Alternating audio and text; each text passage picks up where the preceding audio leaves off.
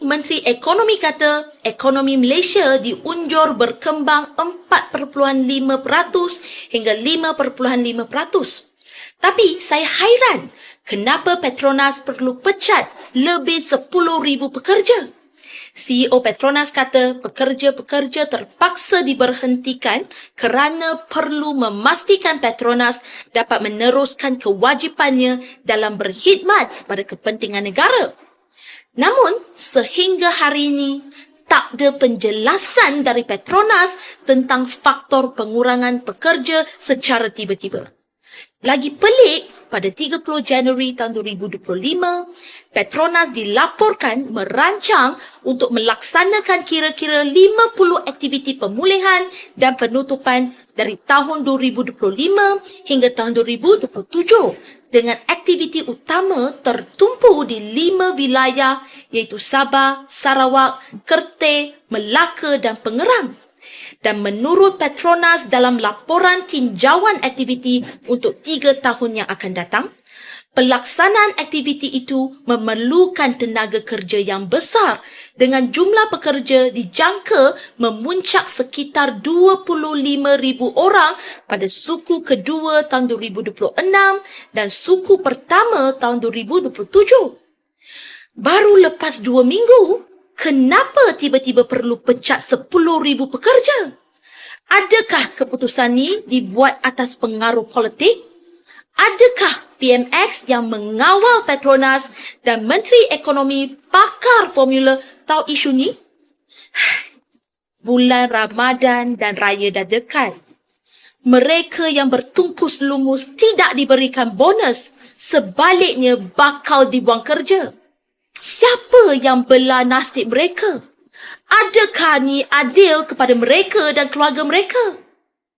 Saya Yvonne, ikut saya di TikTok bersama kita bersuara demi rakyat Malaysia. Kenapa Petronas kena pecat lebih 10,000 pekerja? Kecoh di media sosial. Lebih 10,000 bakal hilang kerja. Bayangkan, mak ayah selepas kena pecat, balik rumah dan tatap wajah anak-anak. Gelap masa depan. Adakah penyusunan semula ni hanya digunakan sebagai ayat penyedap bagi majikan yang tidak lagi perlukan pekerjanya? Inikah yang selalu dicanang oleh kerajaan Madani bahawa ekonomi negara bertambah baik? Bertambah baik sehinggakan salah satu penyumbang utama pendapatan negara kena pecat lebih 10,000 pekerja.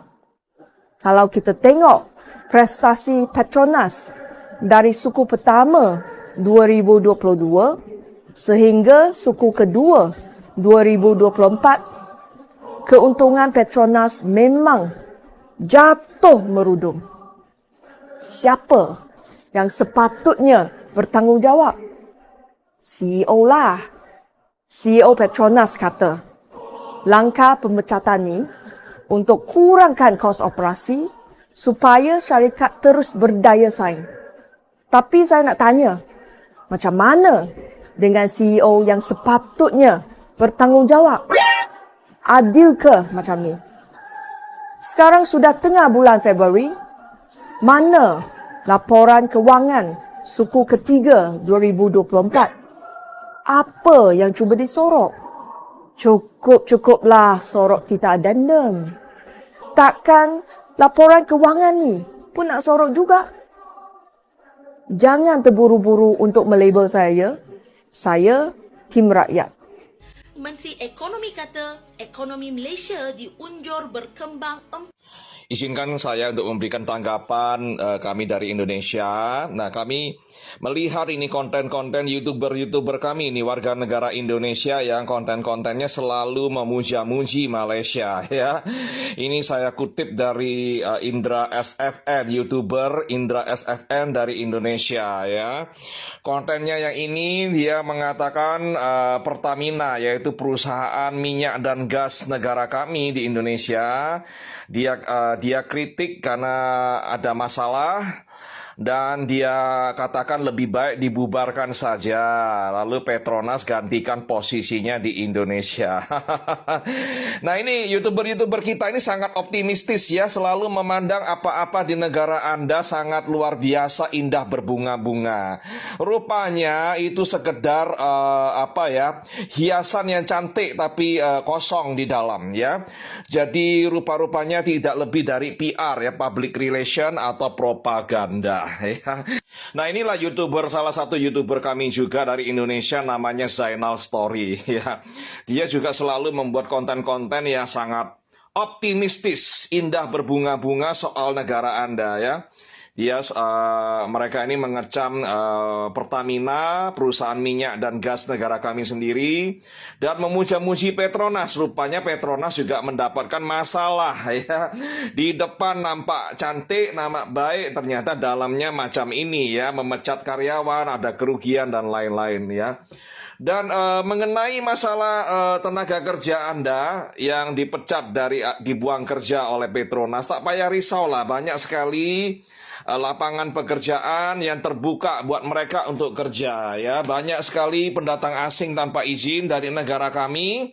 Para pati itu sudah dipulangkan, dideportasi dan dioperasi oleh immigration negara Anda. So, mereka yang dibuang kerja dari Petronas boleh mengerjakan apa yang mereka kerjakan ya. Nah, ini adalah warga negara kami, ini YouTuber channelnya namanya Toha Channel, kredit buat Toha Channel ya. Buat kaki tangan atau pegawai Petronas yang dibuang kerja, tak payah risau, banyak pekerjaan di negara Anda ya. Buktinya warga negara kami yang jadi TKI boleh mendapatkan gaji yang luar biasa yang seperti dipamerkan oleh Abang Toha ini. Lihat uangnya banyak itu di tangannya ya. Jadi kalian kalau dibuang kerja oleh Petronas boleh kerja ya. Kerja di kebun sawit boleh, di restoran boleh ya. Kemudian menjadi cleaner ya. Cleaner tandas juga boleh. Yang penting ada gaji ya, janji ada gaji macam ini. Kalian adalah warga negara Malaysia, tentunya mudah sekali menemukan pekerjaan. Apalagi banyak sekali pekerja imigran asing yang gelap itu sudah dipulangkan ke negaranya. So banyak lapangan kerja lah buat kalian untuk bekerja. Tengok ini TKI kami sangat happy ya, mendapatkan uang begitu banyak. Ini adalah 2 orang TKI kami ya, yang bekerja di negara Anda. Mereka sangat bersyukur mendapatkan gaji yang luar biasa ya. Ini saya kutip dari Mas Farhan 25 akun YouTube-nya, yang sebelah kanan itu adalah Mas Iki ya. Nah, mereka ini adalah TKI dan TKI kita yang ada di Malaysia, bekerja sebagai pekerja migran ya. Lihat, tengok tuh gajinya sangat banyak ya. Saya rasa semua pegawai Petronas tak payah risau jika mereka ini orang-orang asing, orang-orang Indonesia boleh mendapatkan gaji demikian banyak, melakukan pekerjaan-pekerjaan semacam ini ya, menyapu jalan, kutip sampah, kemudian menjadi kaki tangan atau pegawai di restoran, dan kemudian di kilang ya. Kalian pun boleh mendapatkan uang seperti mereka. Tengok, mereka sangat bahagia. Rupanya gajinya sangat besar ya. Saya lihat macam itu. Jadi tak payah risau, tak ada Petronas masih boleh kerja cuci longkang atau cuci tandas, oke? Dengan gaji yang luar biasa besar macam ini. Terima kasih.